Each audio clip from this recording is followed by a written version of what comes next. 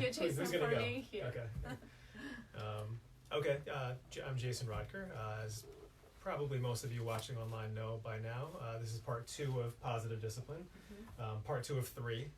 So for anyone here or anyone watching online who has not seen part 1, it's probably a good idea. It's a very good idea, actually, to watch part 1 also, because during part 1 last time we kind of covered the basic foundation of what positive discipline is. So even if you haven't seen part 1, I mean, tonight will still make sense, but it's a good idea to get that foundational kind of philosophy also.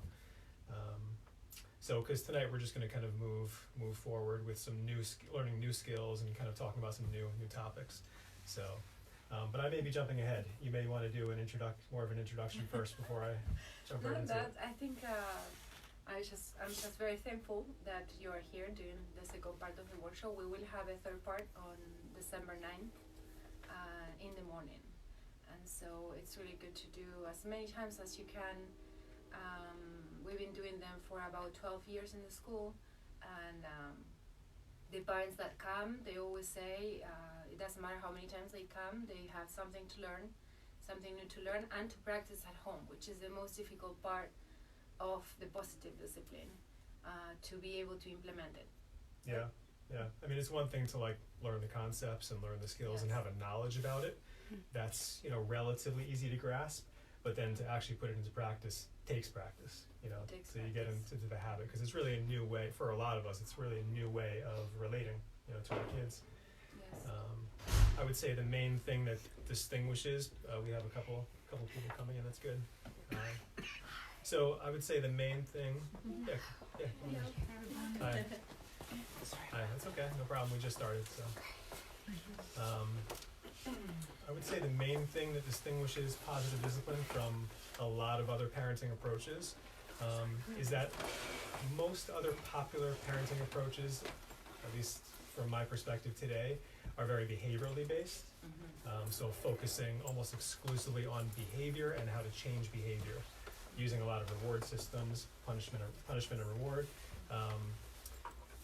I would say the thing that distinguishes positive discipline from most of those behaviorally focused approaches is that positive discipline puts the focus on encouraging children and creating a sense of connection and belonging. From the positive discipline perspective, the main goals that children have are to feel a sense of belonging and connection, with their family, with their friends, so social connection. So it comes from an intrinsic motivation then, if Right. they will behave and not from something external, like it could be a reward or a punishment. Right. So a lot of parenting approaches place the emphasis on the tip of the iceberg. We used the iceberg kind of metaphor last time. I put it up there again today because it's good just to keep in mind.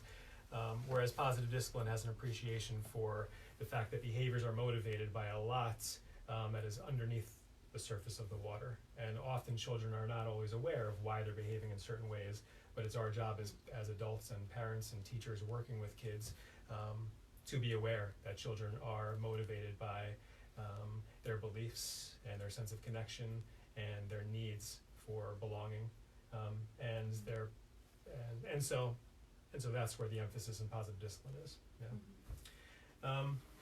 Last time we started by creating a list of typical behavioral challenges that we face with our kids, and a list of future life skills that we're hoping to encourage and hoping to teach our kids. So I thought we would start tonight also just by reviewing that list a little bit, and I wanted to give you guys the chance in this group to add anything to that list that you think might be missing. Either any current behavioral challenges that you experience that is not listed there, and also any life skills that you don't see there but you think would be important for us to be encouraging in our children. And if you have any comments online, if anyone is watching, you can add your comments and then. Right. I'll add something. Yeah.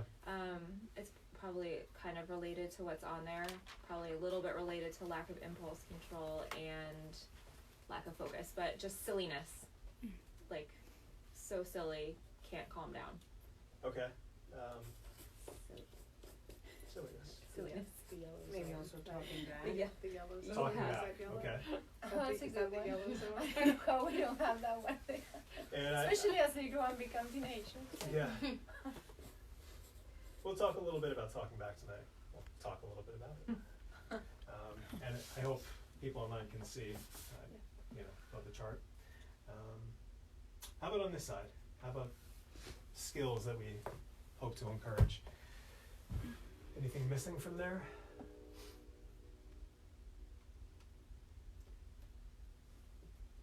Dealing with the unexpected. Okay. Flexibility. Is that Yeah, up there? flexibility, someone said, yeah. And creativity as well. Mm-hmm. Oh, yeah. How Creativity. did we miss that one? Yeah, see,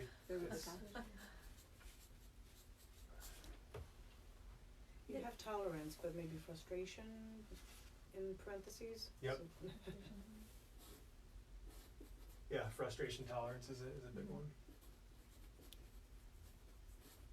This may be self-care, but making own choices based on personal preferences. Okay.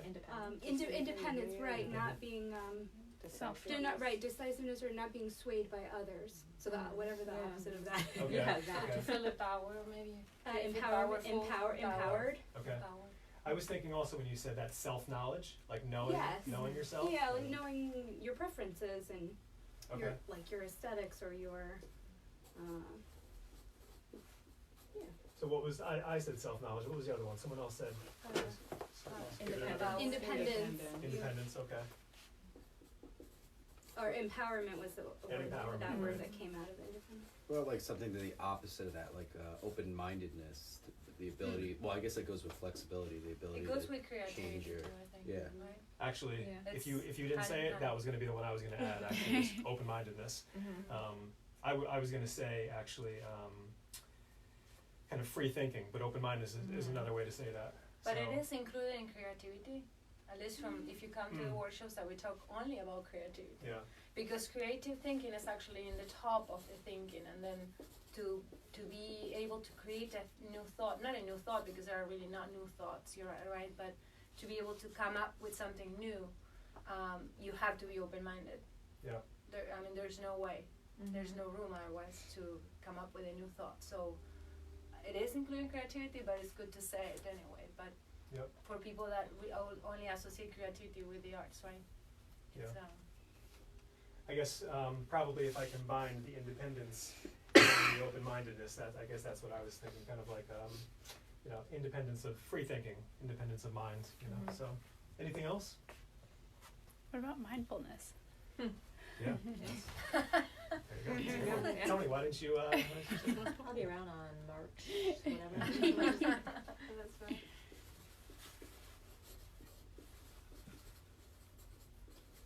What yeah, I think that's a good one. What's meant by mindfulness? What do you mean by that? What do we mean Just by being present And aware. and aware, yeah. that? Yeah, presence, awareness. Aware of self and others' feelings, which kind of goes with empathy, but also awareness of your environment, awareness of a lot of things. And to be able, I guess Mhm. we have to say maybe to be able to discern, right? Discern, do you use that Discernment. word? To discern, what's a good choice, right? Yeah, good decision making. Mhm. Yeah. No, did I spell discern right? Well, it would be discretion. I think maybe, so. you know. Okay. Decision. So it seems to me like often as parents, I know sometimes I do, I wonder if you guys have the same experience, I think sometimes as parents and adults interacting with kids, we tend to spend too much time focusing on the left side of this page and maybe not enough time focusing on the right. I don't know, if you were just to throw out kind of ballpark percentages, what percentage of the time would you say in interacting with your kids on a daily basis do you spend on the left, focusing on things on the left versus focusing on things on the right? So go ahead, throw out percentages for focusing on the left side of the page. 70 to 80%. Probably. Okay. Yeah, no, I don't know. Okay. It's definitely more. Yeah. And there might be a difference of percentage of how frequently you catch yourself and how frequently it actually comes out, right? Like the focus, the words, like the actions and the practice of the left side Right. versus the the knowledge of trying to hold back the left side. Right. I think those are two different things Well, in my world. And then on the flip, like, I'm constantly thinking about future life skills, Right. but then, like, actually implementing a parenting style that will promote those Right. future life skills, Right. there's Right. sometimes a disconnect. Correct. But I'm, like, anxious about, oh my gosh, are my children going to, you know, be good people someday? But then, you know, sometimes in the moment, it's hard to actually, you know, do what you need to do to get there. Right. Right. There's also, I mean, for the right side of that, there's no like set formula for that either. So it's like, how do we know what we're doing today is gonna turn into that in the future? That's a good point. In fact, I would slightly disagree in that there's no formula, because positive discipline kind of does provide a formula for this. Except the trick is focusing on the left can lead to short-term goals and short-term interventions that you can see the result of in a shorter period of time, right? So it is harder to keep in mind, and it is harder to see sometimes where our work is headed when we're focused more on the right side, because these are more future things. And so it requires maybe a little bit of faith, definitely a commitment, you know, and kind of a firmness of philosophy, a firmness of knowing why we're acting in the way we are, to be able to think long term instead of just short term. So a lot of when we're focused on the left side, which a lot of I'll speak for the field of mental health because I'm in the field of mental health as a psychologist. That's kind of the area in which I work, and so in the field of mental health, unfortunately, we are often focused on fixing behaviors, right? And when we're overly focused on fixing behaviors, sometimes that takes our attention away from the things we could be doing to create the opposite kind of skills. So these are kind of opposites. I mean, if you're working towards the right side there, you're naturally going to be counteracting those problems that are happening on the left. And if you're spending an exorbitant amount of time focusing only on fixing these things on the left, that's time not spent on creating those opposite kind of characteristics and those opposite skills that we actually want our kids to have. One of the most refreshing things about, I went to a weekend-long certification training about a year and a half ago to lead these workshops in positive discipline. And one of the most refreshing things about it was not one time in the entire weekends did we talk about kids with oppositional defiant disorder and attention deficit disorder and all of these kind of ways in which we label the left side as being disordered behavior. You know, so we weren't talking about kids in terms of diagnostic labels. We were talking about how to encourage our kids to develop the skills that we want them to have.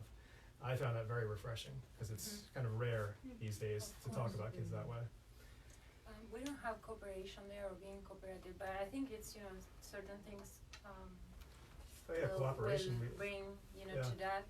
But that is the foundation in the school, for example. So we know that by modeling the cooperation among teachers and in every little activity we do, because you may think, okay, how do I put in practice, or how do I rehearse, you know, what to say, how to say it, when not to say something, you know.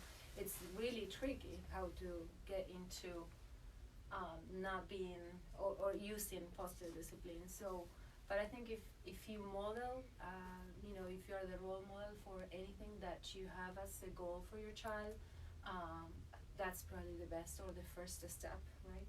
Yeah. The first step. Modeling, So it always starts with modeling. Yeah. Modeling, right? So if you need, you know, I don't know, or integrate the kids also to, if we're talking about cooperation, into doing stuff, like in the school, for example, they come and do the dishes and do stuff, you know, constantly throughout the day. And by doing that, they also feel they belong in. And that, I think, makes a huge difference in the behavior and how happy they feel with the place, with the environment, with anyone that is around, because they feel they belong to it. We were talking about the kids hosted, you know, an event we had for Thanksgiving, and it was not just, you know, a silly word that I said, you are gonna be a host. I really meant it, because they have to feel that they belong to the place, that they are the first ones there. So in a way, you know, it's true, they are hosts. But that also empowers them. And not the power to be selfish, right? But the power to say, okay, my life has a meaning. Right. So with this kind of in mind and the iceberg in mind, tonight I thought we'd spend time focusing on two kind of main areas, and there's a lot of positive discipline skills kind of weaved into these two areas. So the first one is how to correct behavior. I mean, I think this is kind of one of the questions on the top of parents' minds is, you know, when a child is behaving in a way that's inappropriate or harmful or whatever, how do we correct that behavior? And from the positive discipline perspective, the question would be, how do we correct that behavior in a way that encourages that child to do better next time, as opposed to making that child feel weak or hurt or, you know, bad for what they did. And then the other area I'd like to focus on tonight is this issue of praise. This is one that's kind of one of the popular topics, I think, in positive discipline, because it's hard to kind of wrap our minds around sometimes. So this issue of praise, how to use praise, you know, we'll get into that. So we're going to start with the first topic, and to introduce the topic of redirecting, correcting behavior, I'm going to do a little exercise that I'm stealing right from Dan Siegel. If you guys are familiar with Dan Siegel, he's a brain researcher, psychiatrist. He's written a lot of good books about brain development and child development. And so before I do what I'm about to do, I want you guys to be mindful, going back to mindfulness, mindful of what's happening in your bodies. Okay? So take a moment just to get kind of take a couple of breaths, get connected with your bodies, the sensations in your body, and I want you to kind of notice what's happening in your body and mind over the next few moments. Okay? No. Yes.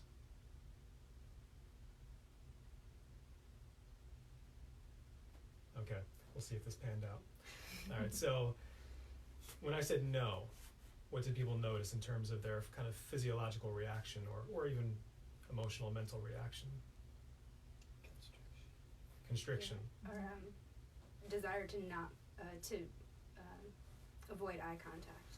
Okay, so restriction, avoidance, yeah, looking away. Mm-hmm. Yeah. It's just like freezing and kind of constriction, freezing and you know, not thinking clearly. Okay. Yeah, You like know, a void. like Like yeah, So block. freezing and Yeah, because lying. there's block. like an emotional reaction to the word. Right. So your mind kind of gets blank or Yeah, something, or Yeah, like Mhm. block. block. Mhm.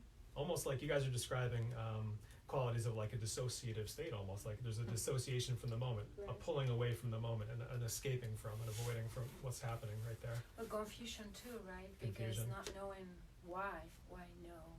It's not that they, you know, it's not knowing. They know what did I do wrong. I guess the child feels, you know, what's. Sometimes they don't realize they're doing something wrong. Yeah. What about the yes? Was there a difference? What did you notice with the yes? What's next?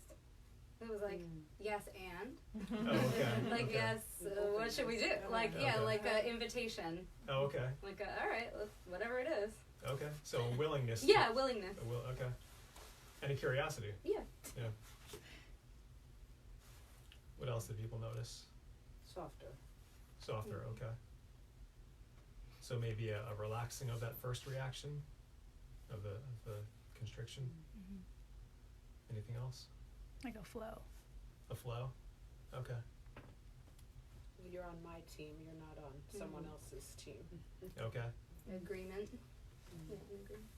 So feeling more agreeable, feeling kind of connected, you know, being on the same team, kind of sense of working together, maybe.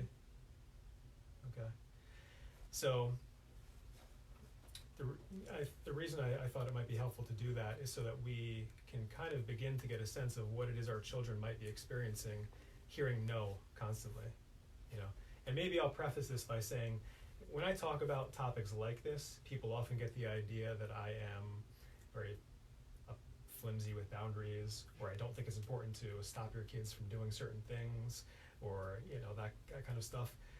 I feel very strongly that kids need boundaries and structure, and we'll be talking about that. And positive discipline is in no way permissive, or positive discipline is very much about creating structure and boundaries for kids. But I think the way we go about it is very important.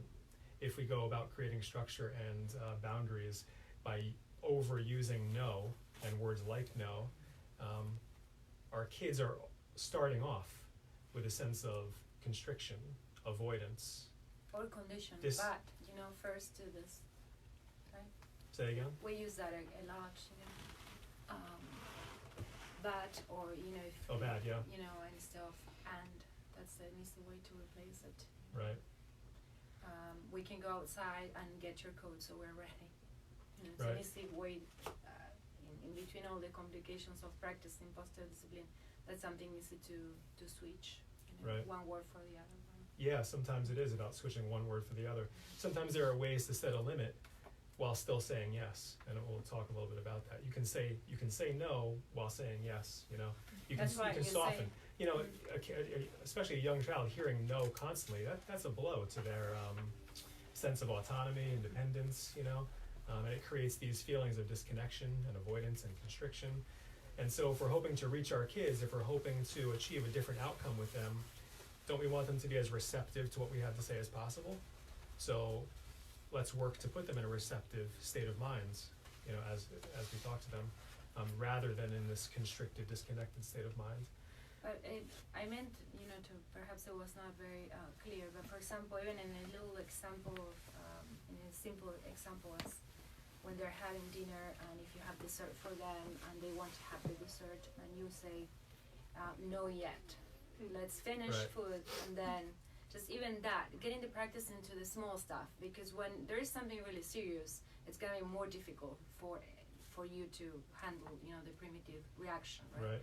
So just starting with that practice of saying yes, but instead of saying yes, but say yes, finish your dinner, and then yes, and then, or do this and then. Right. Just replacing little words, it changes actually the way we start talking to them. Right. And we get the practice too. It's not just, that it's good for them, but we get the practice for when there is a very difficult situation, right? Right. Then. So instead of, can I have more ice cream? No, you can't have more ice cream. Yes, you can have more ice cream tomorrow. For example, I like what you It's a said yes. with the car seat. I don't remember, or no, something that Was you it mentioned last workshop. Did I? Was it? About a Yes, car seat? oh no, the car seat or the Oh one. yeah, I remember we did talk about An car seats. example, but If you it's, remember. yeah. So hearing a lot of no's, I think, it sows the seeds for power struggles, with our kids. And also, one of the main complaints I hear from parents is that, my kid is always saying no, my kid won't listen. Well, where they learn to say no? They're hearing no all the time. So of course they're going to learn. That's the way to kind of get your way or assert yourself is to say no. And sometimes you do have to say no. I have to. Yes, of course. Yeah, If they're about to run to the street, no, Yeah. that's a no. Yeah. A little louder than the no that you do. Yep. Sometimes you just have to. If it's an emergency, if safety issue or something, like you Right. have to stop them. Especially with little kids. I'm thinking of 2 years old. And it should be Right. more They go- effective at that point too if you're not using Yes, it all you the don't time. have to Yeah, dialogue exactly. with them really, because in situations that they're gonna get hurt or something like that, right? Right. So a couple examples of how you might implement this. So sometimes kids are doing a mix of right and wrong at the same time. Our natural inclination is often to jump in and notice the wrong first. But maybe there's an opportunity to notice the right first, so that when you then correct the wrong, it softens the blow a little bit to the child. They're in that more receptive state of mind. So as an example, my son Liam one night was during a nap time. I was trying to put my younger son down for a nap. He's 6 months old. Liam is 4. I was trying to put my 6-month-old down for a nap, and Liam was downstairs occupying himself. And when I was finished putting my younger son down for a nap, I came downstairs and Liam was watching television. He wasn't supposed to be watching television. It wasn't time for watching television. I could have said, Liam, you're not supposed to be watching television right now. I caught myself, and I don't always catch myself, but in this moment I caught myself, and instead I said, Liam, thank you for being so quiet so that I could put Ben down. You know how helpful that is,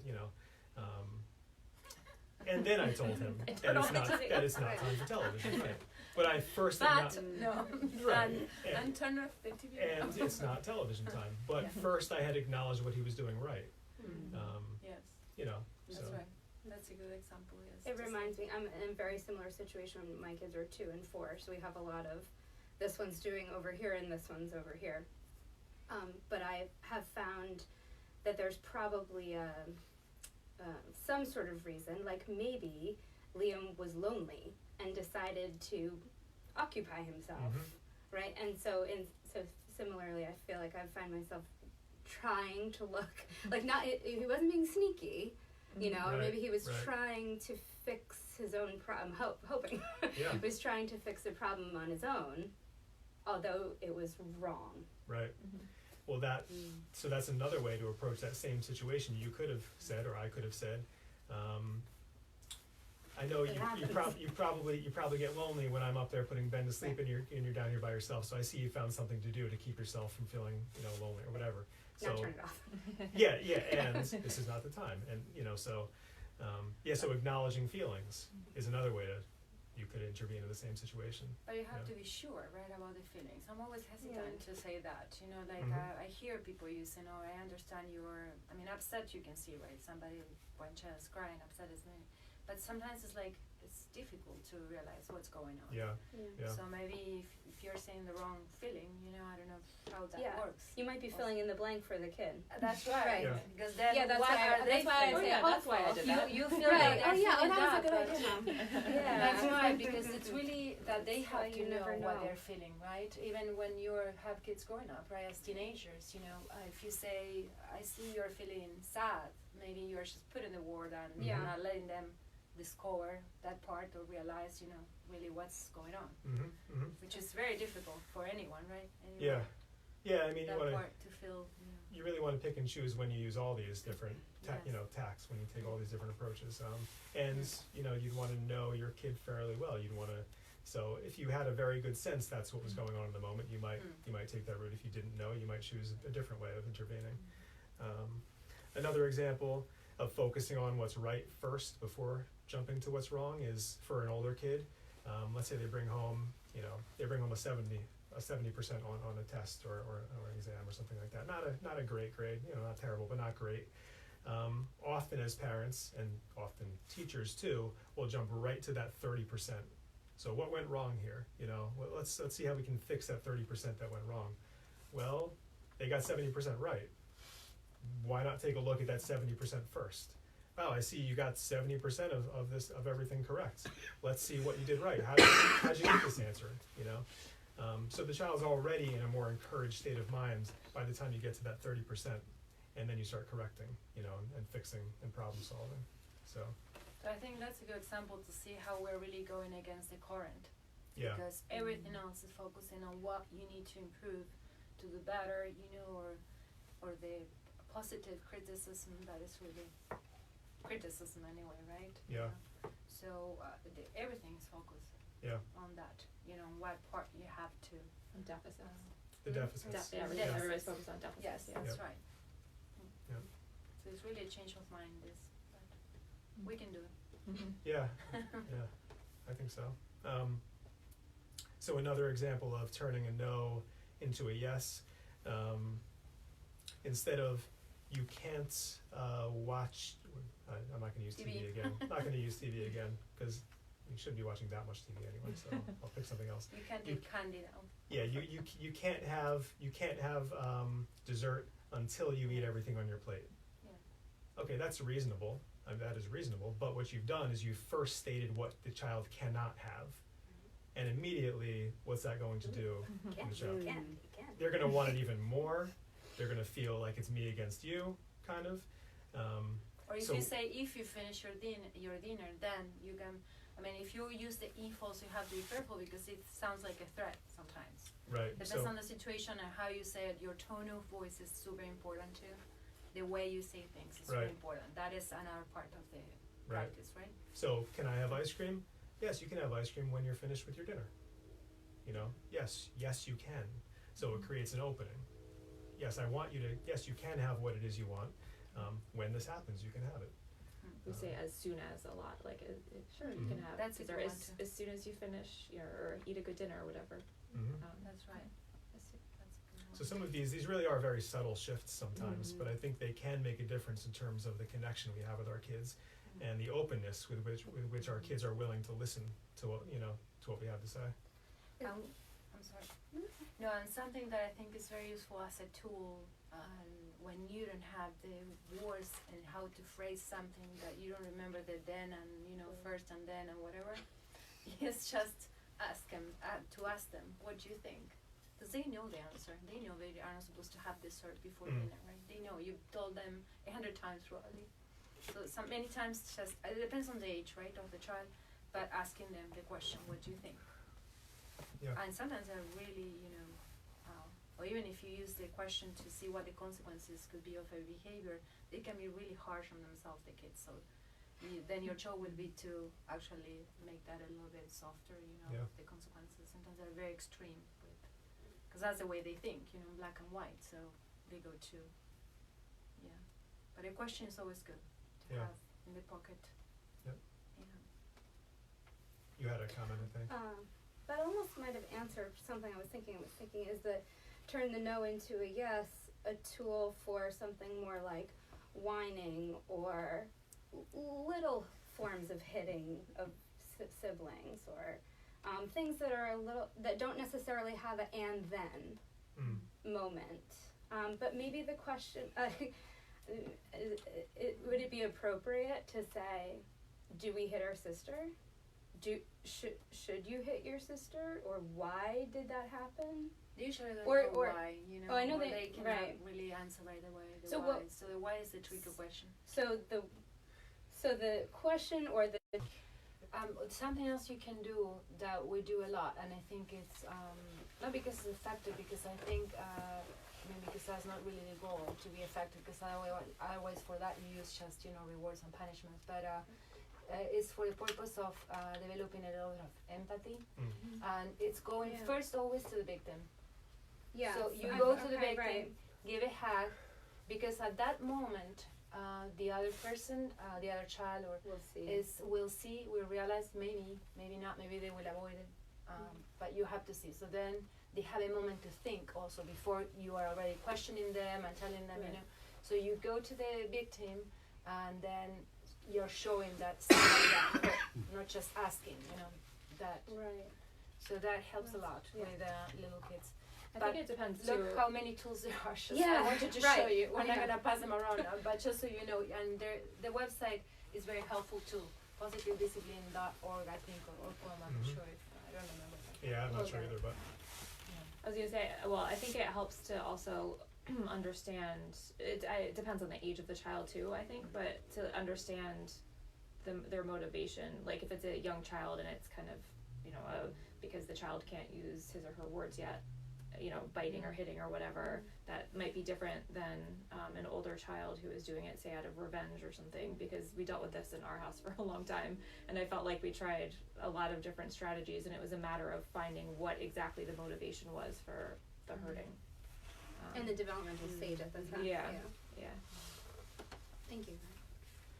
with regard to this whole issue of no, and trying to avoid power struggles, kids will often, especially young kids, toddler age kids, a little bit older, it becomes very important for them to assert their independence and autonomy, and one way they learn to do that is by using the word no. So rather than reacting so quickly every time the kid says no, perhaps allowing the first, I've noticed this just at home, with myself. If I ignore the first, I ask Liam to do something, he says no. If I ignore that first no, often he ends up just doing what That's it is right. I ask. Ignoring is a tool. He just has this. Yes, He it just is. has this need to say no first, even if he has the intention to do it. So don't always assume when your kid first says no that they actually mean no, and don't just jump in and react to that no and get into a back and forth about who's gonna, who's stronger here, who's more powerful. Just let the first no slide and see what happens. Give it a few moments, let the moment kind of develop. I think that's a tool. Sometimes not doing is Ignoring is a a good tool. tool. Yeah, Yes. right. Or pretending that you're not seeing anything. Right. Just giving them the second chance. That was one really good comment in the book where she allows you as the parent to leave the room. And Yeah. as someone who was trained as a child to be very respectful all the time, it's hard for me to turn my back on someone and walk away, whether it's a child or a grown-up.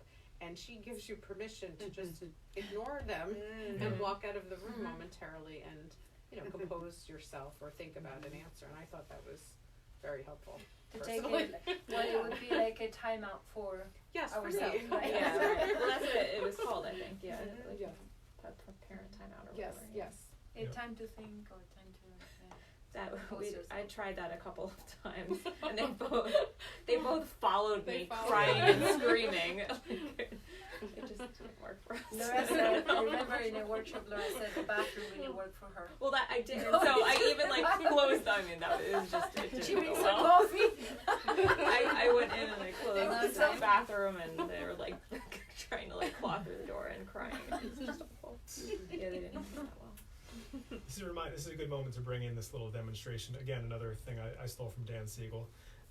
You can tell I'm a big fan. So this is the, I've done this in some of my other talks here. I don't know if anyone here has seen it, but yeah, the brain in the palm of the hands that Dan Siegel talks about. So this is speaking to what you were just saying in terms of moments where it's appropriate for us to kind of take some space, get away, have an adult time out before we come back to re-engage. So if you picture this being the orientation of the brain, so like this is the front, this is the front behind your forehead, and open it up, and this is the inside of the brain. So this is the brain stem, okay, the body leading up to the brain stem, and the brain stem is mostly responsible for regulating things like sleep and appetite and alertness and all of that, and also our internal alarm system is here in the brain stem as well. This is the oldest part of the brain, the reptilian part of the brain. So this was the first section of the brain to evolve in human evolution, and it's also the first section of the brain to evolve in children, and as we grow up. So this is where the fight or flight response is kind of located. So that response in us that when we're faced with a threat. For a very young child, when we're faced with a no, something which can feel threatening to us, sometimes kids go into fight or flight mode, and as adults, we often go into fight or flight mode also when we're under stress or there's something threatening going on. Then the middle part of the brain, the limbic area. This is the mammalian part of the brain, so the next part of the brain to develop in our evolution and also in our development as we grow. And in the limbic center is located things like memories, and this is kind of the emotional center of the brain. So this is the part of the brain that links emotions with the sensations and the information coming up from our body through the brain stem, and it kind of gets an emotional tone kind of laid over it. And Tony, if I'm totally off base, you need to jump in and correct me on this. Okay, so far so good. Yeah. All right. And then laid over top of all of that is the cortex, so the topmost part of our brain, and in particular, of particular importance is this mid prefrontal cortex right here. So this area right here, about between the eyes, behind the forehead, and this is the area of the brain responsible for kind of integrating the functioning of the rest of the brain. So as you can see, when the cortex wraps over, this mid prefrontal cortex comes in contact with the limbic area and the brainstem area. So it kind of, so it works to kind of integrate the functioning of all of those different areas. And it also works kind of, as you can see just from the hands model, it kind of works to kind of soothe the reactions of the midbrain and the brainstem. So if we're in a heightened state of arousal, because of our executive functioning, which we develop over time as we grow, and not until adulthood really do we have our full executive functions available to us. But it's really that area of the brain which is able to kind of soothe us and to calm us when we're feeling aroused. And it's also the area of the brain really involved in mindfulness. So when we're practicing mindfulness and when we're practicing mindful parenting, we're really training this part of the brain to be able to function at its highest capacity. And they're extending that. It used to be like a 25, 26 for boys. Right now they're extending it 28, 29. It's like, right, until it's fully developed. Until it's fully developed, Yeah, right, so. right. So when we're in this mode here, we're relatively integrated, we're kind of functioning, optimally. We're in control of our emotional reactions for the most part. But when we're like this, Dan Siegel calls this the flipped lid, and Jane Nelsen, she uses this model too. When we're in a flipped lid state, we don't have our executive functioning is available to us. We don't have the benefit of relating to our children in an integrated way. And so we're more reactive. We're reacting to this emotional center, and we're reacting to the fight or flight state. And so this is not the state we want to be in when we're interacting with our kids. And our kids have a way of pushing our buttons and flipping our lists. They know exactly what to do to get us in this state. So when we recognize ourselves in this state, that is the perfect time to take a personal time out, to take an adult time out, and to even let our kids know, to even say to them, I'm not feeling calm enough to talk right now. I need to go calm myself down. I'll be back when I'm feeling more prepared and more ready to talk. And you would use whatever words you would use, depending on the age of your kid. But basically that's the message, is that it's okay to step away. It's okay to take a break. And it's better not to engage when we are hyper aroused or over emotional or, not in control of ourselves. And then you come back when you're in this state. And this is a handy way to teach our kids to do the same thing. They can begin to recognize when they're in a flip-flip state, And then it's good also to recognize what makes us flip. What buttons are the ones that really trigger that reaction for us. Because then if the situation happens again, which it will happen because they know exactly how to push those buttons, and then at least you are able to faster maybe get into a state of mind that is not as reactive as the primitive state, right? Yeah. So that is the whole work that we can do with ourselves, not even just trying to deal with, with the behavior in the moment or with the situation in the moment, but just to work and see, think after whatever happened, why did that provoke, right, your reaction? Yep. I wanted to mention something about siblings, since you two both mentioned the situations with siblings, which, they happen in every home, I think. The best advice I heard from Jane Nelsen, and it actually works, is that you don't get involved if they're having, your kids are very little, but, and if they're getting hurt, of course, you have to be there, but if it's something that they are fighting for, the best situation is to remove yourself, because as soon as you are trying to explain the situation or something, they will think they are taking part with one of them. And that goes along, it doesn't matter how old they are, I have to tell you, my kids are older. So it's just, you pretty much have to be like this. And sometimes say, okay, when you're finished fighting, then I'll come back. Or she mentions a situation that I think parents have to deal with when they're driving, right? She actually suggests that you will stop the car and say, okay, I'm not going to start driving until you're finished. And they want to get somewhere because they're not, happy being in the car. And if you do it and you're consistent, because that's the other tool for positive discipline, you have to be consistent. Yeah. Otherwise, the kids really know that you say that, but you don't mean it, and then, it just doesn't work. They will not believe you the next day. So you really have to stick with what you say pretty much. And if you don't one day, it's okay, but, you can also say, I've been thinking about it, and then you are showing also flexibility on your part, right? But for the most, you have to really mean what you say, and then do what you're saying you're going to do. Right. That's super important. In that example of pulling over, that there's at least a couple of positive discipline tools wrapped up in that. One of them is deciding what you will do. So we can't always force our kids to behave the way we want them to, no matter how much we lecture or whatever, coerce.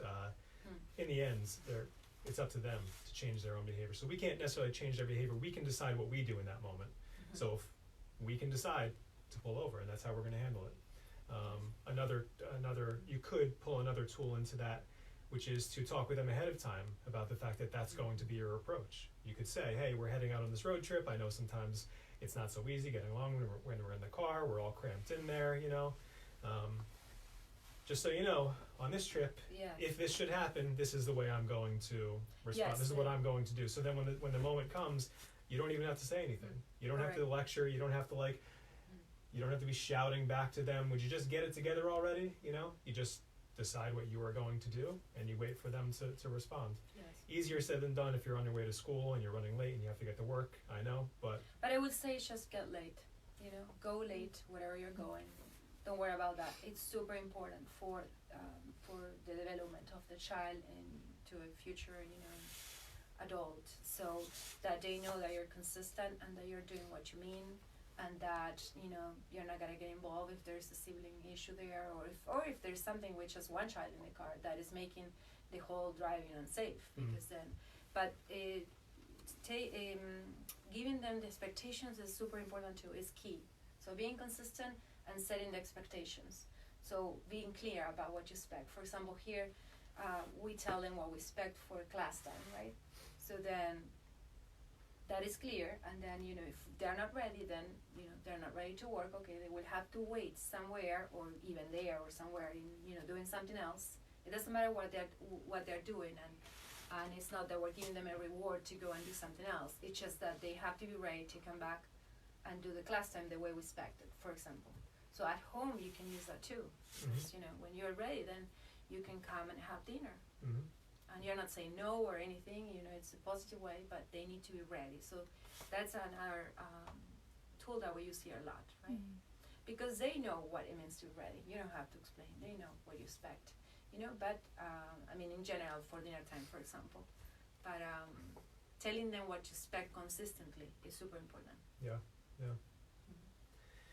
Another little tool for avoiding power struggles or conflicts back and forth is sometimes not using any words, but especially with younger kids. I'm thinking mostly of young kids, with this one, but simply providing a physical limit, so they're playing with something dangerous, or they're using something that they're not supposed to, or they refuse to shut off the TV, and simply go, take the remote control, put it away. That's it. You're not using any words, even sometimes, not like you use this as your all the time, but sometimes simply moving them away from what it is they're doing and putting them where they're supposed to be. Gently, of course, or but firmly, So sometimes just providing those physical limits and those physical boundaries without using a lot of words, because the words sometimes, especially if a kid is in a state of mind where they're not listening or they're not able to be attentive, those words are just going to exhaust you, go over the kid's head, right? So and for young kids, redirection, just redirecting them to something else. Yeah. I think a common example of that one, from what I've heard from a lot of parents, are a child who, after you tuck the child in, gets up and wants to keep getting up and not You have going my into life. So I remember hearing, because this did happen to us for thankfully a very short time, and maybe it was the intervention that was effective, I don't know, but a good thing to do that was recommended was to say, if just to let you want to prepare the child in advance, like if you get up, and obviously the child has to be old enough to understand this, if you get up, I'm gonna take you and I'm gonna put you back in bed, we're not gonna talk, I'm not gonna say anything, and then I'm gonna leave the room. And you do that until the child stops coming out. And you know what I ended up doing? What? And I ended up saying, I'm not getting up, I need to sleep, I'm really tired. So if you really, need me, you can just, be right here next to me, but don't wake me up.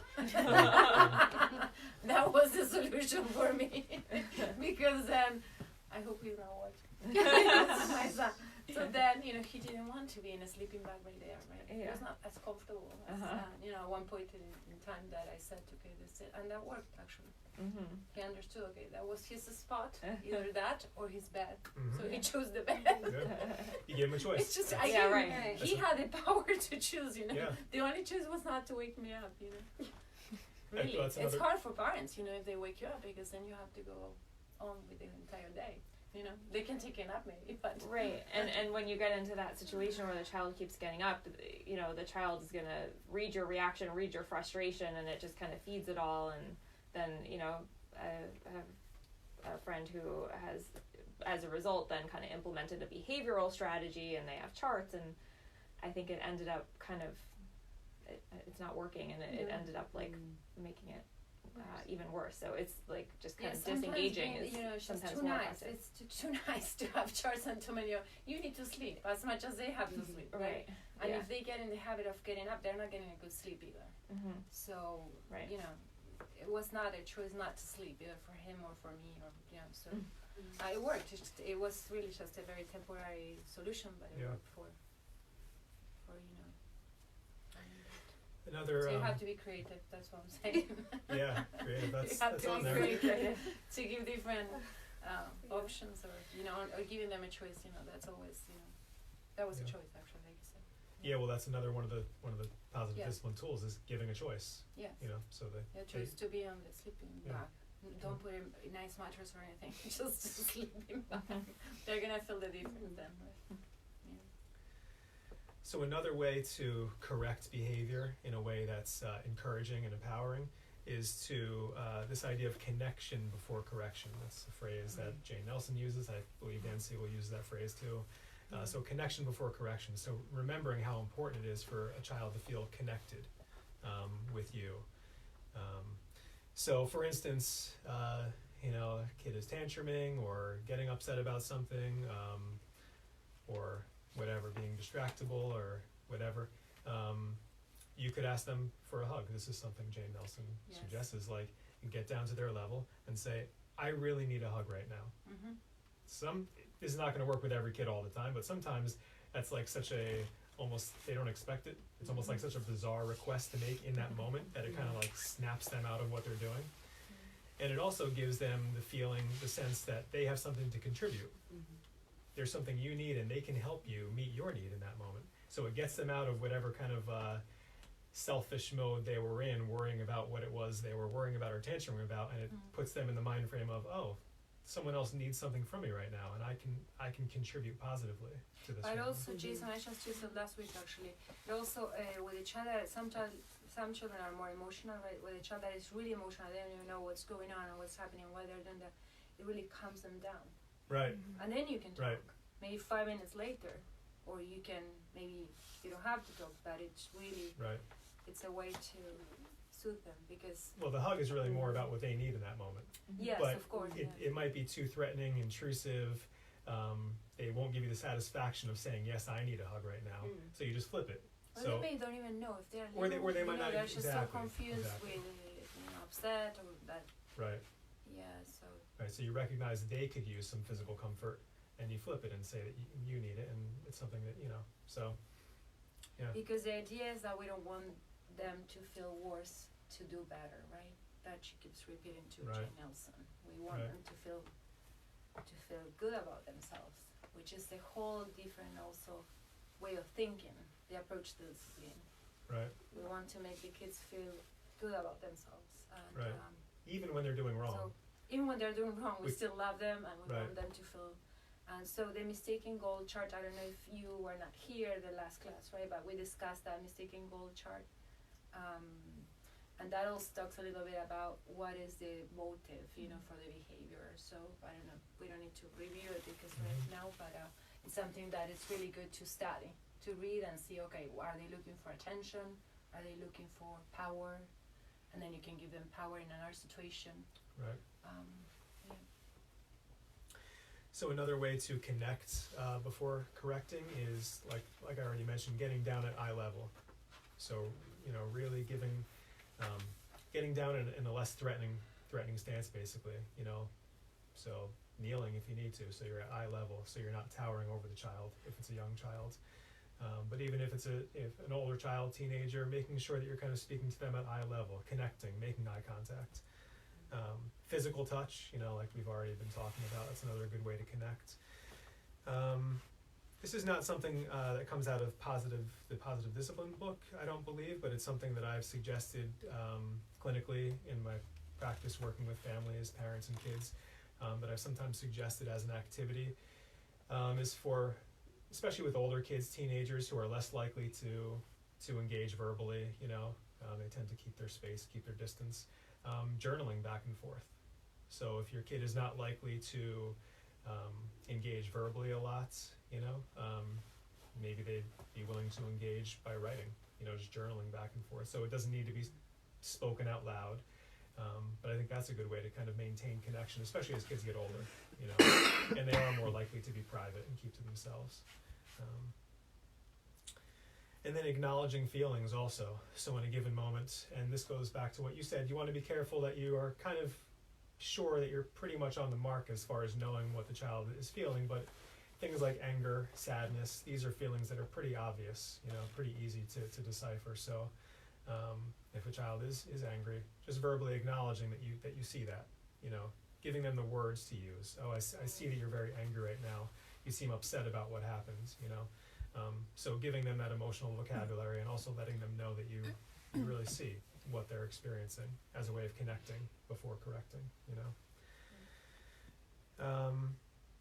What about other ways? What other ways can you guys think of to create a sense of connection, to connect before correcting? So one of the situations, it's one of the things you have on there is arguing, and it was one of the things that we were going back and forth with Jack. It was like, Jack, you're arguing. Stop arguing. Stop arguing. And then so he takes Taekwondo. And one of the things that that they do is like a self-assessment, and it's one of the things on there. It says, I will not argue. So I don't say like, oh, you didn't accomplish this day. He's going on there saying, oh, I didn't do this. I argued with you today. And when he did that, I realized he didn't even realize he was arguing with me. And I started talking to him about it. I said, Jack, did you realize that was arguing? He was like, no. And so after we talked about it, he said, I said, well, how can we correct this? And he goes, well, how about the question, you see, you asked the question. He said, well, when I'm arguing, just tell me, Jack, you're arguing, and I'll stop. And then it got to a point. Well, it got to a point. He would talk about something, and he'd say, wait, was that arguing? And that's then right. he caught himself. We forget that they're really new to this world. Because they're so bright sometimes, and they have all the words in the world that we cannot even imagine, right? And self-awareness. Yeah. So that's good. And how old is Jack? 7. Okay. So I'm going to take what you said, and I put it in these terms. To me, as you were speaking, these things were coming to mind for me. So first of all, getting curious, kind of asking Jack about his perspective and asking, what was going on for him. Brainstorming with our kids about ideas for how to fix this in the future. How are we going to make the situation better between us, in the future? And then also assuming the best. Like, don't assume that the child is arguing and knows they're arguing and doesn't care they're arguing and just wants to argue. Perhaps they simply don't even realize they're arguing, And so assuming the best of intentions until maybe proven otherwise, and doing some inquiring, kind of digging a little further to see what their intentions actually are, I tend to think that if we assume the best intentions in our kids, they will begin to adopt those intentions. They'll come to see themselves as having good intentions. If we perceive our kids as always having bad intentions and we approach them in that way, you're going to internalize that sense of operating from having bad intentions. They're going to begin to see themselves that way. So the way we see our kids is the way our kids will begin to see themselves. I think that's so important to keep in mind, Yes, and questions, we have to be careful with questions too, going back to as they grow also, because maybe a simple question, in a sense you can use them, but then when you start asking questions just for curiosity, sometimes they can take them as judgments. Like, for example, how do you do today in the class? I was not one of them asking, because I don't care about tests and all of that. But it's very common for a parent to start asking, okay, instead of how was your day, right? How was this class or the test or that? And then they feel that, they can't fail basically because you're checking on them. So it's the way that question is really, you think you're being trying to connect, but you have to be careful sometimes, especially as they grow, because they may take their questions as that you are trying to control them. Right? And they don't want that. So. And if they don't want to answer, being okay with that. If they just don't answer the question, I think we have to be okay with that. That is their way of setting the limit, and saying that's not something I'm comfortable talking about, and they probably have their reasons for being uncomfortable talking about it. Maybe they are beginning to feel judged, or they are beginning to feel pressure. Or they're upset and they don't want to talk about it. Maybe the next day, usually the comments as they grow and they can talk more and more come, randomly. Something that concerns them or that they want to talk, maybe when you are in the busiest time at home, that's when they start talking about it, and then that's probably the best moment to talk about it anyway. Any other ways that you guys connect with your kids, or any ways you can think of that you might connect with your kids, either in the moments when they're having difficulty, or even better, proactively, like outside of those moments? through play. Mm. Lily, my younger daughter, was going through something recently where she's just very down on herself and saying, nobody likes me, I don't like me, you don't love me, Lexi doesn't love me, like, just, like, spiraling, and she, like, one little thing would make her upset, and then she'd spiral into, like, you know, nobody loves her.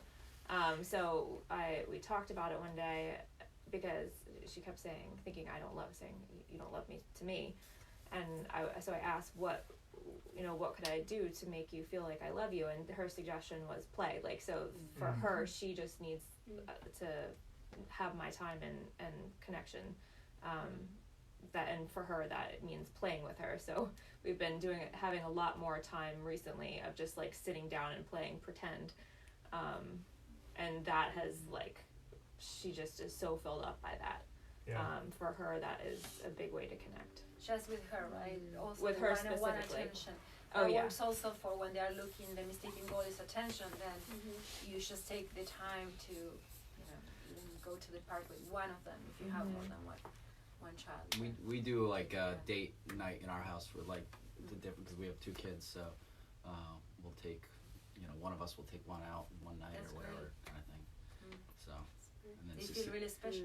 Yeah, and then Cecilia stood me up the one night. So. That didn't make me feel good. Yeah, like I don't know about you or the other people who have siblings, but they play together so nicely. I mean, they work out like all their problems together. Like nobody ever comes to me really needing anything when they're playing together. So sometimes I forget that they sometimes want to play with me. You know, or at least Lily does anyway. Or take a break from the other one. Right. They do get tired. You know? Yeah, or she, Yeah. yeah. So it's just important to remember that they need like Yes. special time from me as well as Yeah. each other. Yeah, I mean, play is a big one. I mean, you know, I've done workshops here about play. You know how important I think play is. You know, I think we all do. Play is really the language. You know, that's kids' language. That's the way to really get a sense of connection and feel connected to us if we're able to be playful with them. You know, and there are times when you can turn what seem like very difficult moments and make them playful. You know, turn it into a game. You know, oh, so the kid is refusing to clean up or whatever. Okay, make clean up a game then. You know, it doesn't have to be just this power struggle back and forth. It's okay to help a little bit. It's okay to kind of participate, even if it's supposed to be the kid's job, you know? So just on that subject, so part of the book, I think she talks about, you know, if your kids are refusing to clean up, that's a sign they have too much, right? Yeah. So part of the game that I've made is like, you know, I say clean up, you know, and they don't do it. So I say, all right, so here's what's going to happen. I'm going to pick up the toy. If I get to the garbage can before you, it gets thrown out. And then, so it becomes, I see why you wanted to hold it out, they guys. stop me, and it gets cleaned up within like 5 minutes. I think adopting, I haven't read the book in a couple of years, so I'm trying to remember if it was, I think it was the book. If you know, you kind of come up with a time period, like if things get left out, you know, I'm going to have to take them. And so I end up, that it doesn't happen often anymore. You know, there'll just be like a couple little things left on the counter or the table or whatever, and so I'll take them, and they kind of have a holding spot. And most of the time, they don't even notice that they're gone or remember that they're there. So then they go from the little holding spot to a donating bin. But when they do remember, then it's like, okay, they get them back in like 2 days or something. Right. And that seems to work pretty well. I do a version of that also. I got it from the book Simplicity Parenting. Maybe that's where I got it. where you got Yeah, it. that was also really good. Yeah, Simplicity You're right. Parenting, they mentioned that. Yeah. We've done a whole workshop on that. That's a good book. It's a great Read book, also, yeah. If you want to. Most of us do have too much crap in our house, right? So it's, Yeah. even if it doesn't help the child learn to clean up, at least we're getting rid of stuff. Yeah, So it's still benefiting And us, then you know. they play with the box, right? And then they learn. Yeah. Actually, my All son they want was are boxes. the box and a knife. That was my friends were like, "What?" That was the best toy for him. You know, a knife to cut the cardboard box, actually to construct stuff.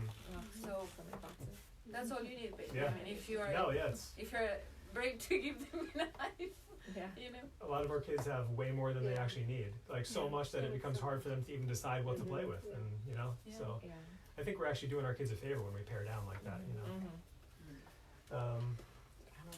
Enemy, social enemy, when you have no limits, you have too much. Oh yeah, right. Like is that Foucault or? Right. Simplicity parenting is great for that. Mm-hmm. It even simplifies everything, including the menu of the week. To say, okay, on Mondays we have pasta, this and that, so they know what to expect, and then there are no issues. So it's really a great book to Yeah. read. Yeah. Well, it's like going to the grocery store and trying to buy toothpaste, and there's like a billion kinds of toothpaste. You're so Mm-hmm. It is I'm overwhelmed by how much Yeah. toothpaste. It's Yeah. overstimulating. Yeah. Yeah. So, too many options, so I'd like to do an activity now to kind of hit home this idea of how to correct behavior, how to set limits. So I'm hoping I have some willing participants here. So let's see, how are we going to do this? Right, we're going to do, one person's going to be the child. Who would like to be the child? You're not going to have to do it. There's going to be no acting really involved here on the child's part. You're simply going to have to just be the recipient of the adult's I'll take that. fury on in some cases. So you'll be the child, That's Tony? fine. Okay. Now, I don't know if these chairs are safe enough to stand on Oh, for the Oh, giant, boy. for the giant exercise. activity. So why don't we just have 4 of you? Let's do 5 since Or there's the 5 child adults. can kneel them to do. We've Yeah. done that one. Is really I can parents sit love on it. the I think floor. you've Would done you- it, yeah, Tony. you wanna sit on the floor, the Tony? giant. Yeah, We've yeah. done Okay. it in the And fellowship. and everybody else can stand, actually. You don't do it. I done it with partners. With partners. Like, Yeah, I'm gonna try it. Let's try it this way. okay. See what happens. That's what I'm saying. So it's all on you, Tony. Okay, let's see. I have these cards. Okay, so some of you are going to be the bad parents, and some of you are going to be the good parents. Okay. I'll give you. Here, you take a couple. Take a couple. Take that one. Ryan? Let's It's see. Regan. A There lot of you people go. do that because You of take the a couple of those. You take Meg a Ryan, couple of those. the actress. Is your last name Regan? Regan. Oh, it's my maiden name. Really? Yeah. Are you from the area? No. Oh, My husband's from East Brunswick. Oh. Not super far away. that's funny. Yeah. Oh, Okay, so it's Okay, so the REG. situation Okay. is. REG. Yeah. Okay. That's just Situation I'll is- rewrite it So if you yeah, want. that's all right. Over the meeting. Okay. So the situation is, Tony, that you are the child who refusing to clean up. Okay, you made a big mess in the living room with all your toys all over the place. You're supposed to be cleaning up and you're not. Very All right. messy. What's that? I said I'm very messy. Okay, there you go. So some of you have the cards with somewhat typical things parents might say that are not so encouraging, and some of you have cards with more encouraging kinds of statements. And Tony, what I would like you to do while you're listening to the parents' reactions to you making this mess and not cleaning up is to stay mindful of what you're thinking, feeling, and deciding to do.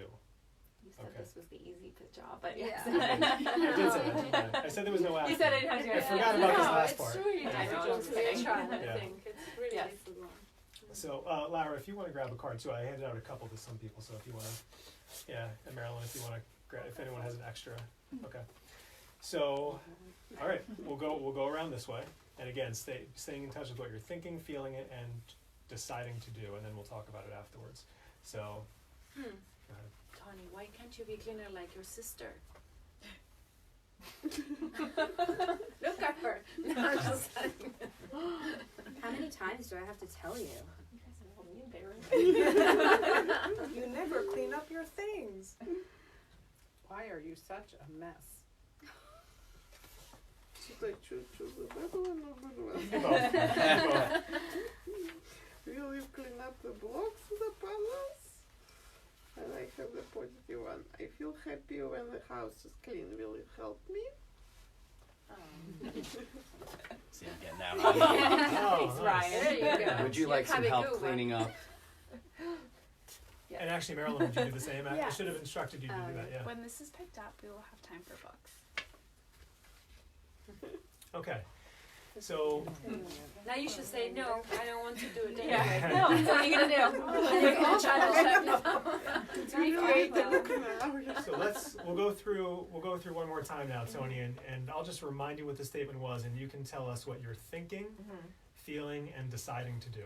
Okay. So I think I probably had similar thoughts probably. and decisions for Okay. Yeah, for Yeah. a few of them, but yeah. So I'll use this one as the example of the bad, Okay, or the not the non-encouraging. I gotcha. Okay, so why can't you be cleaner like your sister? So what are you thinking, feeling, and deciding to do? Well, in that one, maybe there are some different feelings.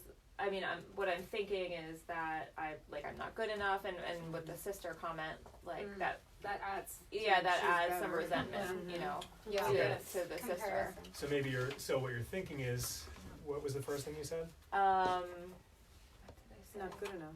Yes, You're not thinking you're not good not enough, good enough. and you're feeling resentful. Would Yes. resentful be the feeling? Mhm. Okay. And what are you deciding to do?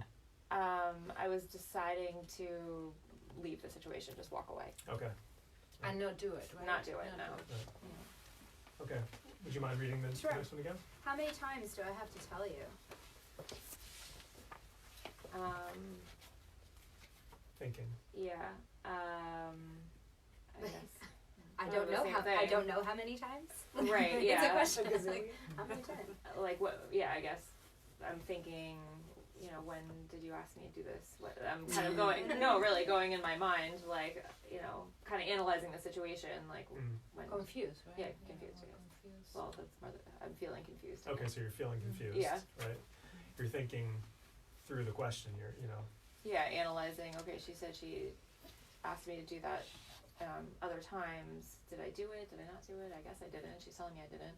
And it really doesn't have any meaning for them. It doesn't matter if you It's not tell them 10 or 100, what they don't care about it. What does it mean really? Think of a child's mind. What does it mean for them that you have to say 100 times? I think that one makes you feel stupid. So you. I think I that think one so, makes you feel Because stupid. if you're doing it 10 times, it's that you really should have taken a different path, right? Because it's not working. So you are the one that have to remove from the situation, if you're. So it makes you feel, actually, the adult, Yeah. incapable of raising a child or something like that, right? Yeah. What about deciding to do? What were you deciding to do? How many times do I have to ask you, Tony? Yeah, I mean, not doing it again. Like Yeah, I think just I saw the deciding same not to. decision. Yeah, Yeah, to yeah. decide not to. Yeah. Okay. Let's skip to some of the more encouraging statements. I guess, Albina, started with you, right? The encouraging I statement? feel happy when the house is clean. Will you help me? Yeah. So that just made me, I guess, thinking. So thinking. I don't know. Empathy, maybe, right? Well, that's For feeling. what So I guess Well, I would. let's give Tony a moment. What are you actually thinking? Faced with that statement. I feel happy when the house is clean. Will you help me? So I guess I was thinking, she's asking nicely, and I like to be helpful. So Feeling. so then I'm feeling encouraged, empowered, and then my decision would be to help. And what about the last statement there? Would you like some help cleaning up? I'm thinking yes. I'm thinking this is nice to have somebody offering to help. Feeling I guess connected. And then deciding to clean up. I was feeling somewhat supported by you asking that question too. I felt like there was someone there supporting. I felt supported. Yep, Yeah. absolutely. Any other reactions for the people who were actually reading the statements? Any reactions as far as what you were thinking, feeling, deciding to do, or what you would have been deciding to do had you been the recipient of some of those statements? Yeah, the negative are all so off-putting. Yeah. Yeah. Again. No. So disinclined to be helpful or cooperative or anything. It's also tiring on Yeah. everyone's account. Oh, yes. It's tiring for the parent. It's tiring to hear it. Mm-hmm. Now, this how many times do I have to tell you? Reminds me of how my 2-year-old daughter is learning language, right? And so a lot of times words are like, I help you. I now help you. Mm-hmm. Now help you. Time help now, right? Yeah, like, what does I'm that even thinking mean? of like how help me. how time now tell me? Like, I'm thinking of how that all comes through to her, and how this is it's just gobbledygook. Totally It's confusing, just yeah. like it might as well be Doesn't make not any a sense. different Like, right, not our native like what language. do you want from me? Right, so like what Yeah. what? Right. Right. Not only what, but ooh and what. Like So I would add a challenge. Let's say the child doesn't still clean up, and Yeah. you know that's your bottom because you don't like the mess, right? So what do you do in that situation? What would you do? Well, one of the things that I've begun to do is, if at the end of the day those things are not cleaned up, like we already talked about, they go in a box, just like you said, Tony, they go in a box, and then they go away. So that's one thing I've done. I think she also recommended you could set a timer, right? Was that Jane Nelsen? Oh, I don't yeah. remember. Yeah. That did not work for us. Everyone Okay. broke down in tears, but I think it. Work for us. For us, Yeah. what's your plan? You know, what's Yeah. your plan with this? Right. And I think sometimes we have to respect the plan they have because that will empower them. Actually. Tomorrow. Is Yeah. they are living with you too. So even though you're setting up the rules and you know in the house if you have rules, right, or you know the boundaries, let's say, or whatever you expect, you know they are also part of the house. Yeah. So for me, for example, it was always very clear that I will respect their bedrooms, and you know some people cannot tolerate that, but for me, I think it worked for them too because it was their space, and they figure out when. And two different personalities, it was totally different every day. You know, each room Yeah. you could imagine completely different, and but it gives them the time to train themselves also for the life skills that they need later when you are not there. When you're not there, when nobody's there to tell them, okay, you have a timer, you know, you have to do this, otherwise I put them in the box, right?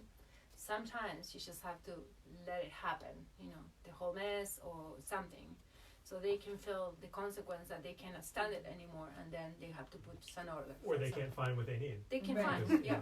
Right. So then they have to develop the skills to be able to find the toy that they're looking for example, right? Mm-hmm. So if you going to rescue them, that's the other thing I think a mistake that we make a lot, and although positive, you know, I don't know if it's included. Yeah, she talks about that too. But it's very important to keep that in mind that we don't want to be rescuing them all the time, and raising them like in a bubble. That then when they are out, you know, they're not gonna have the skills they need to really deal with stuff on their own.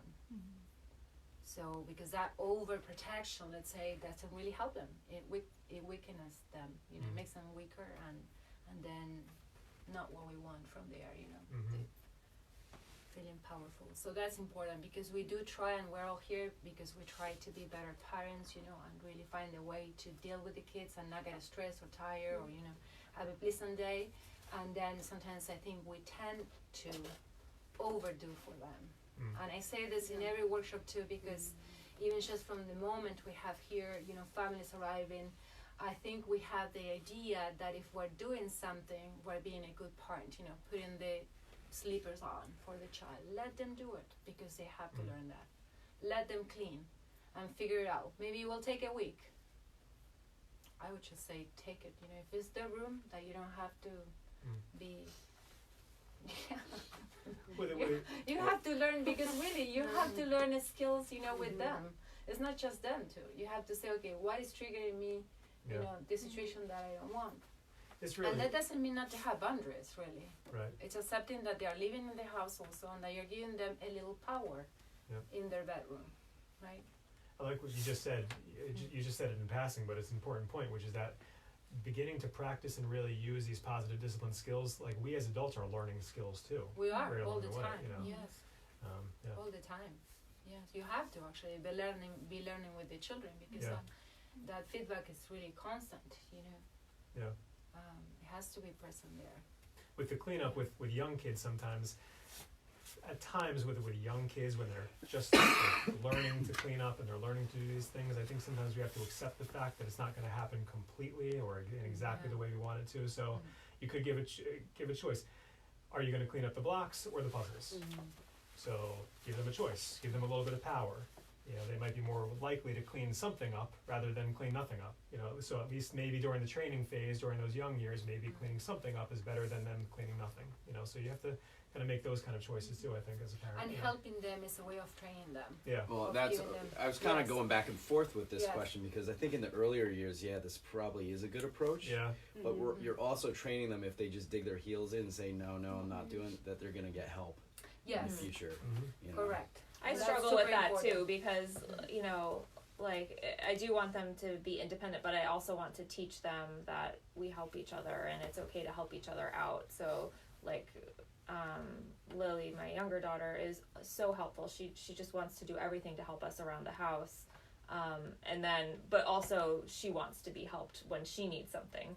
So, Mommy, can you go get this for me? And I know she would do the same for me. So it's like sometimes It's a fine line. it's Yeah. a fine line. Sometimes I want to show her that, we help each other out. Well, that's also that's cooperation, Yeah. right? But I just said that as a point, where you have to be aware that you're also giving them the skills, they're training them for, what they need really in life, many things that they have to figure out on their own. Mm-hmm.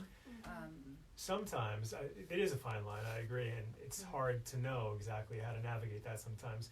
Sometimes, though, the help is, there are many ways of helping. Sometimes I find the help is simply just being there while they clean. Like maybe that's the help they need, is they just don't want to be alone while they're doing it. So you sit there, they're still expected to be the one to clean up, but again, this would work more for a young kid, but maybe that's the help. Simply just being there, sitting there and kind of chatting with them while they clean, Yes, and I'm not trying to say that it's wrong to help a child, right? Because you do have to teach them, and and as you said, it's showing cooperation to that we help each other. But the fact that we think that we have to do it all for them, things that they can really do, they can. Right. And if they cannot, and you think they could, then you could help. You could teach them, teaching, guide them, Right. into because sometimes they actually cannot figure out how to put things away. Some kids are better than others Right. at that, and you have to teach them to. Right. So I know it's almost I think What time is it? but we're gonna talk about encouragement and praise, right? What time is it? It's 8:30. Okay, yeah, let's go do praise then. We'll talk about praise now. So the first question that I have for us is, why do we praise? Yes, why do we praise? We often, I hear parents all the time out at the playground or in schools or. I think it's a habit or many it's times. a habit, okay. It's a habit, and it's sometimes thinking that I'm gonna be a good parent. I'm gonna be positive. Mm-hmm. It's a feeling that you're doing something good. Mm-hmm. So praise definitely has to do with an evaluation of good and bad. Is what you're, and a good way to, I think, kind of keep in mind the difference between encouragement. This is what we're really talking about, the difference between encouragement and praise. These are different things, and it's important for us to be able to distinguish them. For me, praise is about appraisal. So if we are praising, we are appraising that behavior, we're appraising that situation, we're as good or bad. That's so a really, good way to say it, to explain it. praise Really is it's an good. appraisal. Yeah, that's right. We're judging as good or bad. So if we're doing that, if there is judgment or an appraisal behind what it is we're saying, it's likely that we are praising, as long as we're judging it as good, we're praising. Why else do we praise? So it's kind of habitual. We're kind of just in the habit of doing it. Why else? To encourage a repeat in behavior, positive behavior, I guess. Right, to reinforce good behavior. That gets back to a very kind of behavioral approach to parenting, which is something good happens, you give an M&M or whatever it is, you give the praise to encourage more of that behavior. It's a reasonable thing to think, and it does work sometimes, especially in the short term. It can work with some kids to encourage more of that behavior. We'll talk about in the long term why it might not be the best thing, but I think it feels often like filler, like a habit. like a habit. Like I'm making a quick connection because I don't really know what else to say, and frankly, there's nothing to say about it. Like, yeah, you put your shoes on. I think so. Like, I know you did. But you don't want to be negative and go, yeah, you were supposed to have been able to put your shoes on 2 years ago. I think it's that's like you're trying not to be negative, so you say, oh, good job, great, let's go. They're like Mhm. filler. It's like, a filler. Many times it's a Yeah. filler. yeah. And so It's shallow. there are so many aspects to it that we can talk, I think, for a long time about it. Because also the fact that the parent will think, or the person, because it doesn't have to be parent, teacher, everybody uses praise. I think they think they're doing something really good for that person. Sometimes it's not a Yeah. filler, it's not a habit. Let's say that's one situation, right? And then they think, okay, they are going to build the self-esteem Yeah. by saying, but it's not just about what they do. It's also, or it's also used for pictures, drawings, things, achievements or whatever. And there's so much of it around. There's a load of Right. it around kids. Right. Right, from everywhere, coming from not just from parents, from everywhere. The one that really eats it when I hear this, the one that really bothers me the most. Good boy. And it's so and it's so common. It's so common, and I don't very mean cultural. and I don't mean to judge anyone who has said this, because, like you said, it's habitual at this It's point. good It's Hot not just boy, a- you're talking about? Good boy, yeah. Good boy, good girl. Good. Good Oh, boy, I good hear. girl. You don't hear that? Yeah. I hear it. Oh yeah. Oh, potty. Yeah. Like oh, to the whole potty Well, like yeah. potty training thing. Good girl. Go, Good girl. yeah. Like good girl. You went pee potty. Right. I guess I don't know how Well, to now do the it. Like parents it just it's Yeah. just a bleh. Tony, not so Yeah. much the parents of the school because they've been coming for Yeah. positive discipline Right, workshop for a long right. time. So, It just comes but out. it's super common, and But it is it's- cultural. I have to Yeah. say. Culture, yeah, it's part, It's yeah. very It's too cultural. much. At least I can compare with one other country. I have not heard Yeah. that Right. somewhere else. Different ways of praising, yes, Right. but the good boy and the good girl. Good boy, good girl. It's such. It's a judgment about them as a person, Or your who they are as a It's nicer person. to like the Yes. words that I like. Yeah. And if you can, and one of the issues with, at least the way I see it, one of the problems with praising is that if we are rendering that positive evaluation, then then the child knows we can also render the negative evaluation. In the next moment, we can decide they're not a good boy anymore, and so they might become they might become bad. And so But there's something more dangerous too, because if you don't say it one time, let's say you keep saying that, or even not just with a good boy and good girl, but with good everything, beautiful drawing, beautiful picture, what do you do? Tell me more about, all of that is building really into what is the ego, right? And then the child will expect to have that approval, or that appraisal, like you said. yeah, And they will expect that all their lives, because they really expect, somebody to say if they're doing okay or not. And really that has to come from within. yeah, Am I right or wrong, or whatever, way you want to put it in, what words you want to use. yeah, But is this something that I like or not? Who cares if you like it or not at the end, right? If you're doing a work of art or something that right. you think you feel good about it, right? The Right. important part is to feel And good with ourselves. And a lot of the skills that we mentioned at the beginning of the night tonight are coming to mind as you're saying this, developing one's own self-knowledge, self-awareness, Yes. likes and dislikes, making one's own choices. That stems from an internal judgment about what's good and bad, what's right and wrong, And I think ideally we want our kids to develop that internal voice, as opposed to always looking to the outside world to tell them what they should or should not do, But I think that's a tall order for kids, and I think that's a kind of an executive level, functioning, and so I wonder if can we expect that from these kids? I think there's a lot. It's more complicated because of peer pressure, because of fitting in, because of their own maybe level of maturity. Yeah. Yeah, that I wonder about that. Yeah, I agree with you. It's Yeah. it's not a It's not just us, right? It's the environment. yeah. Yeah, yeah. There are lots of other Sure. influences too. Yeah. So I think you're right. It's not till they get a little older, Yeah. till those executive functions kind of kick in more, that they will begin to really find their own voice and be able to come to their own judgments about things.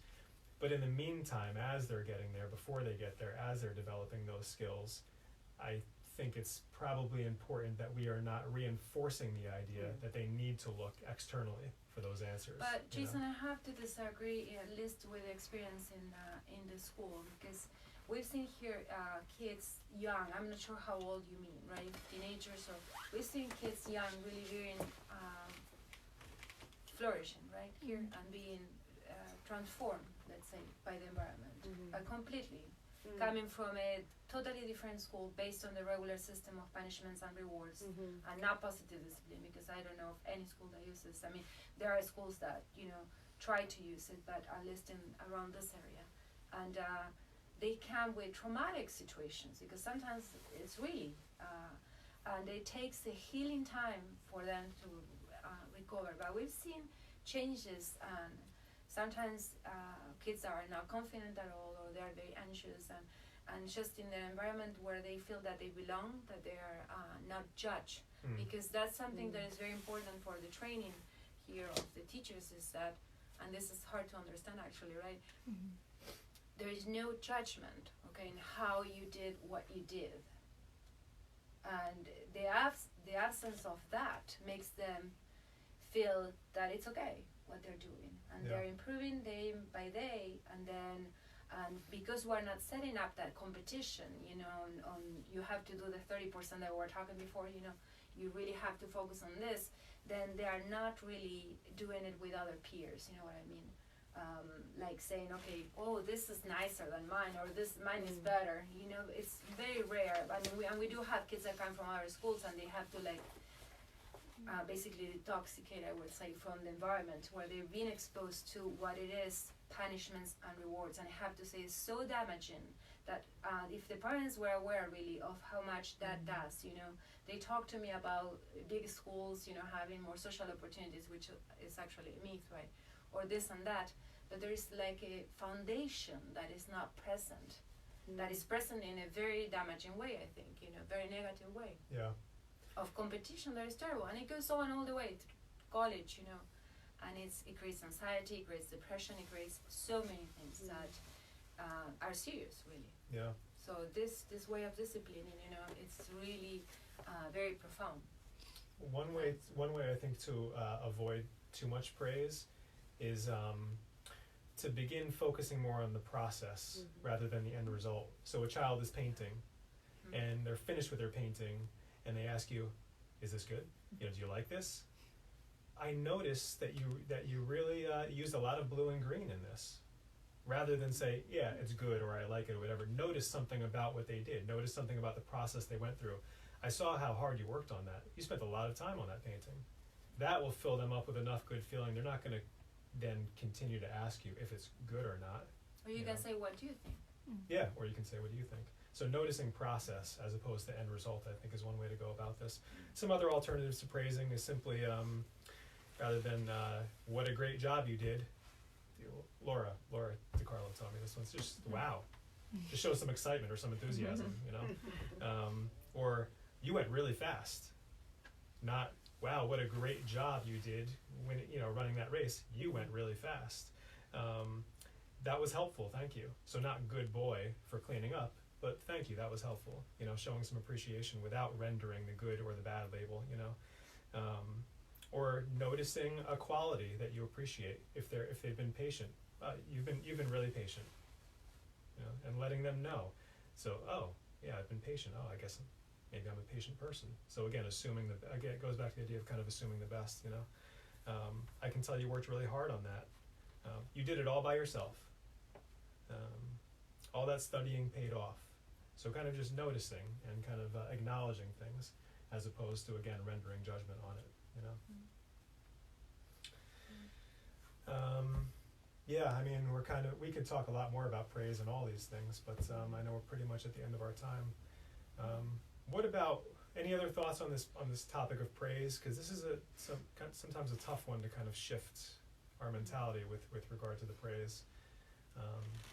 And it's not that we can never praise, or if we praise once in a while, it's the worst thing in the world. But it's, as a general rule, if we're doing too much of it, I think it's hindering our kids more than helping them, you know. Or if we think we have to do it, you know. Yeah. We really have to get rid of that idea that we have to be doing it, or we have to be saying something about it. Because really, it's not that they need words all the time. Your presence, you know, the fact that you're acknowledging, you're just looking at it. As far as the work, we don't even question it, right? We don't even question. It's silence is the best tool.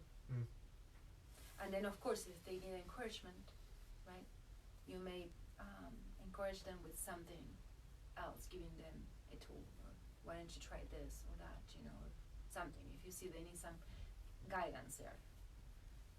But I think guidance is really all they need. We shouldn't think that we have to impose on them, you know, the way we want things to happen. We want the best for them, but they really have to figure things out. Yeah. Even how they feel about it, you know. And if they don't even want to figure out how they feel about it, it's okay too. You know, they just call her and that's it. I found it actually kind of shocking here and how when I started with the school, in the need of having to say something, you know. We don't have to. Like you said, sometimes it's like feeling, right? It's not necessary. Silence works really well. Works really well. Yeah. Just being there with them. They need that presence, being present, right? For them, but not necessarily with words, right? Any final thoughts or questions on any of these things? You have a chart, right, that they can, you Yeah, print I'm gonna- copies of. Yeah, I'll give. There's more to read, you know, about encouragement and praise because it's really tricky. It's to me, I think it's a tricky one. It is a tricky one. I have a handout. I'll send you guys all home with a handout tonight on encouragement and praise. Yeah. So for the people online, people here, there's one more of these, like we said. So this was a 3-part series. So the third part is in next month or something. It's December 9th. Okay, December 9th. It'll be in the Mendham location. We have some postcards with workshops. I can give you some. Actually, behind you. Sure. Sorry. Just so we have the dates there because also Tony does mindfulness. Yeah, you don't have to. I just have the dates. I have some here. Okay. So it's December 9th. And do you need more, Jason? I have some here. And then we have an open house next week on Wednesday, the 20th. One here from 9 to 11, and then an open house in Mendham from 11 to 1. And we have, the positive discipline is the last one before the holidays, the last workshop. Then we have the day in the life of a Cottage School student, why Cottage School Elementary, mindfulness with Tony, and poetry in April. So quite a few workshops. Okay. Thanks for tuning in. Thank you.